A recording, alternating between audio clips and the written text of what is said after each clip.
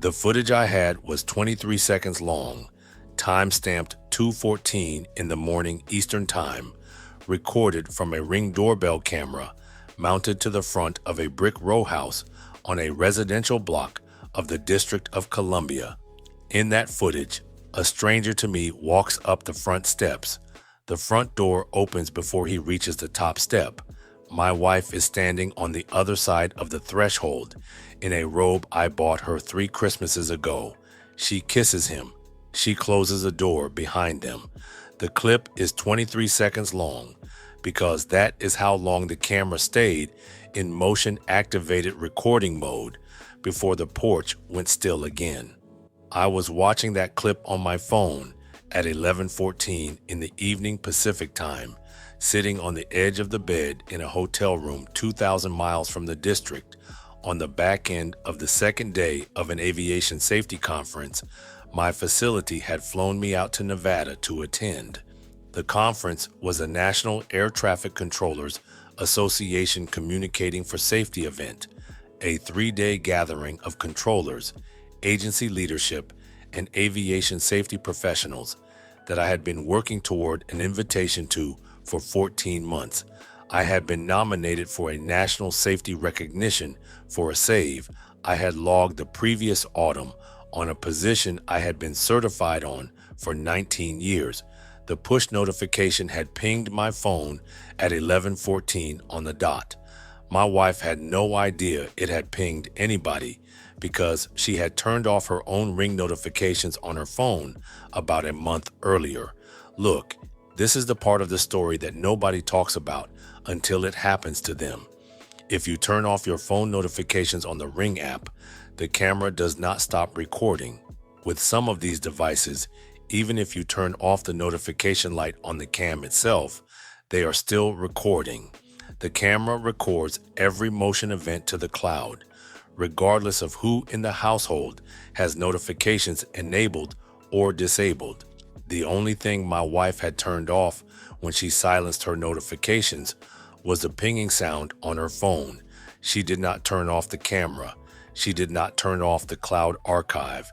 She did not turn off mine. I am an air traffic controller by trade. I also own a coin laundromat about 15 minutes from our row house. I have been at the same controller facility for 19 years. I have owned the laundromat for the last 6. My wife is a residential real estate agent licensed in 2 states. She had been clean for 2 years and 4 months as of the morning I packed my carry-on for Nevada. Well, I thought she was clean. The man in the footage with her at 11:14 in the evening Pacific Time was a man she had met during the program she went through to get clean.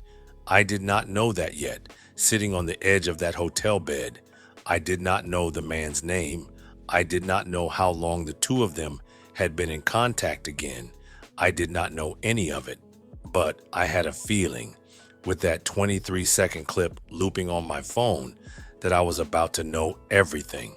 I closed the Ring app. I did not call her. I did not text her. I did not send the clip to anybody. I lay down on top of the hotel comforter, fully dressed, staring at the ceiling.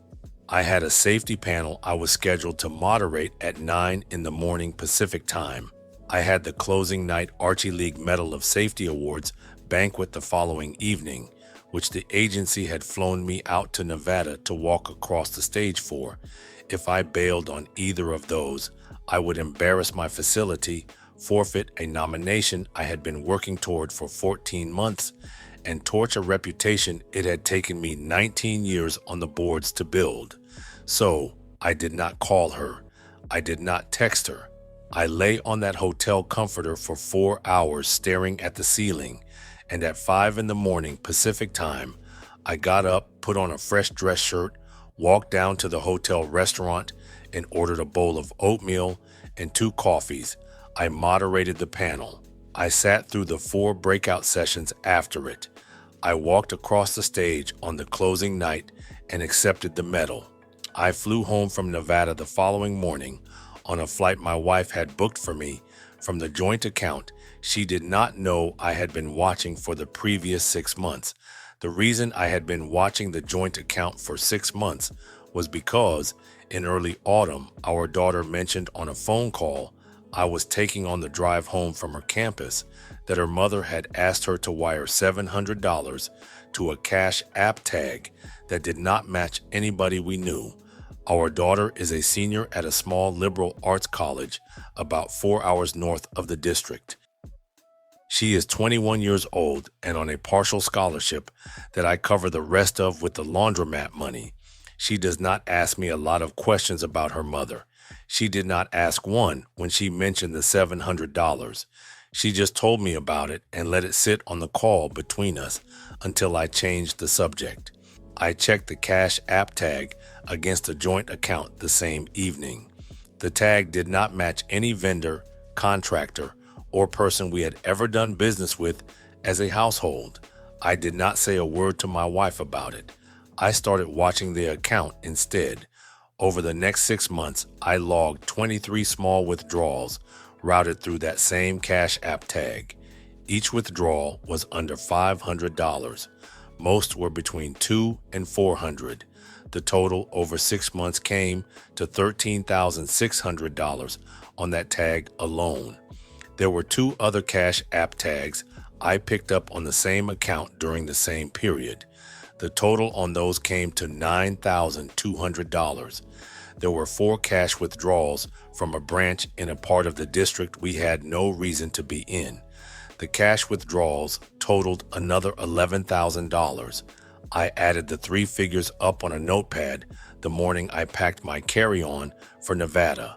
$33,800. That was what I knew before I got on the plane.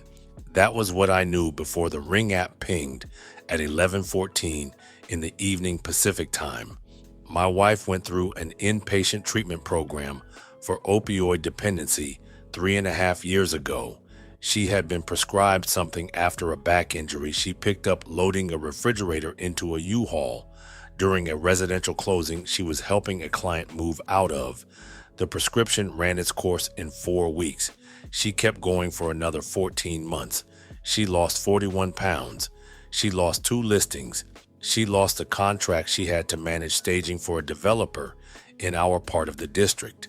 She did not lose me. I sat through 3 intake interviews with 3 different counselors before the program she finally agreed to enroll in took her. She got clean. She got her real estate license reinstated by the board. She walked into our anniversary dinner the 3rd year out of program with a sobriety chip from her sponsor in her hand and set it down in front of me without saying anything. She kept the chip on a hook by our front door for the next 2 years. The chip was still on that hook the morning I packed my carry-on for Nevada. It was still on that hook when the Ring app pinged at 11:14 in the evening Pacific time. The man on the front step of our row house was a man who had run the lobby of the program where she got clean. He had been a peer counselor, 6 years clean himself at the time she enrolled. He had checked her in the day she walked into the building. He had stood up at her 1-year sober anniversary in front of 140 other recovering addicts at a chapter meeting in a basement in the district and read 3 paragraphs out of a notebook he kept about what her recovery had meant to him. I had been at that anniversary meeting. I had heard him read those 3 paragraphs. I had clapped for him. I had shaken his hand at the coffee table after. It took me almost a full minute on the hotel bed, looking at the footage to place him on the doorstep, because the camera had captured him at an angle I had not seen him from before, and because in the 4 years between that anniversary meeting and the Ring alert, he had put on about 30 pounds and shaved his head. I flew home from Nevada at the end of the conference week. My wife picked me up at the gate. She had a candle burning in the kitchen when we walked in the front door. She had ordered takeout from a place 2 blocks over that she knew I liked. She asked me how the conference had gone. I told her it had gone fine. She asked me if I wanted a glass of wine before dinner. I told her I wanted to take a shower first. I went upstairs to the bathroom, locked the door, and pulled up the Ring archive on my phone. I scrolled back 30 days. I counted 7 separate non-motion activated clips between the hours of midnight and 4 in the morning across that 30-day window in which the same man walked up the front steps. In 3 of those clips, my wife was the one who opened the door. In 4 of them, he used a key. In 4 of them, he was carrying something, a small zip bag in 2 clips, what looked like a folded plastic baggie in one, and a takeout container in the last one. I sat on the closed toilet seat for almost 6 minutes, scrolling through those clips before I turned the water on in the shower. I took a shower. I came downstairs. I ate the takeout. I drank the glass of wine. I told my wife I had to go check on the laundromat before bed. I drove out to the laundromat, parked behind the building, and called the attorney whose card I had been carrying in my wallet for almost 2 months. The attorney was a woman who had handled the closing on the laundromat property 6 years earlier when I bought the building. She had reached out to me about a residential matter on her own time the previous spring when she heard, through a mutual contact, that my wife had filed paperwork to refinance our row house without my knowledge. The refinance had not gone through. The lender had flagged it because the title was held in both our names and required both signatures. She had called me on a personal cell to let me know the lender had reached out to her firm to verify the signature. She had told me at the time that if I ever needed somebody to handle a divorce filing in the district, I should look her up. I had taken her card. I had kept it in my wallet all those months. When I called her, I told her what I had watched on the Ring app at 11:14 in the evening Pacific time on the second night of the conference. I told her about the 7 clips in the previous 30 days. I told her about the $33,800 I had tracked through the joint account in the previous 6 months. I told her about the Cash App tags, the cash withdrawals, the part of the district we had no reason to be in. I told her about the program, about the peer counselor, about the sobriety chip on the hook by the front door. I told her I had not said a word to my wife about any of it. I told her I did not know what I was supposed to do next. She told me to listen. She told me to preserve everything. She told me to keep my mouth shut around my wife while she pulled the property records on our row house, the title history on the laundromat, and the partnership filings on her real estate brokerage. She told me the legal lever in the district was a statute called Section 169010 of the District of Columbia Code. She told me the statute lets a divorce court charge dissipated marital funds against the share of the spouse who dissipated them before the rest of the marital estate is divided. She told me the same statute lets the court weigh the circumstances that contributed to the estrangement of the parties as a factor in property division. She told me, in plain English, that every dollar my wife had spent through the Cash App tags and the cash withdrawals could come off the top of her share of the marital estate before anything else was split. She told me she would have a draft complaint ready for me to review inside of a week. She told me to drive home, finish the wine, go to bed in the same bed as my wife, and act like nothing had changed for the next 3 to 5 days while she pulled the records. I drove home. I finished the wine. I went to bed in the same bed as my wife. I couldn't fall asleep for at least an hour. I did not say a word to her in the morning. I went to the laundromat. I changed the password on the Ring family account from the office of the laundromat at 9:14 in the morning that day, with my wife at a closing on the other side of the district. I added my attorney as a backup email on the account. I downloaded the full 30-day archive to a portable drive I kept in a safe. I drove the original drive to my attorney's office at lunch. For the next 6 days, I went to work, ran the laundromat, ate dinner with my wife, and did not say a single word about what I had seen on the Ring app. On the 7th day, my attorney called me. She told me she was ready to file. She told me her forensic accountant had reviewed the information from the joint account, the joint credit cards, and the 2 business credit cards I had at the laundromat across the previous 12 months.